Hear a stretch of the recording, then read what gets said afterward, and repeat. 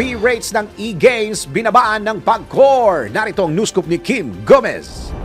Binawasan ng Philippine Amusement and Gaming Corporation ang kanilang fee rates para sa electronic games. Ayon sa PAGCOR, mula sa 35%, ibababa ang nasabing fee rates sa 30% at epektibo na ito ngayong taon. Bahagian nila ito ng kampanya ng ahensya para labanan ng illegal gaming operations. Kaugnay nito, kinumpirma ni PAGCOR Chairman at CEO Alejandro Tenco na ibinaba rin sa 25% ang rates para sa e-games na pinamamahala ng integrated resorts upang makabawi naman ang mga ito sa overhead expenses ng mga kumpanya. Binigyan din ni Chairman Tenco na sa pamamagitan ng pagbaba ng share rates ng PAGCOR ay nakakagawa sila ng mas favorable regulatory environment sa pamamagitan ng paghimok sa mga unregistered online gaming operators na pumasok sa legal market. Giit pa ng opisyal, nakabase sa fixed percentage gross gaming revenue ng mga lisensyadong e-games ang fee rates na kanilang kinokolekta. At yan ang news scoop.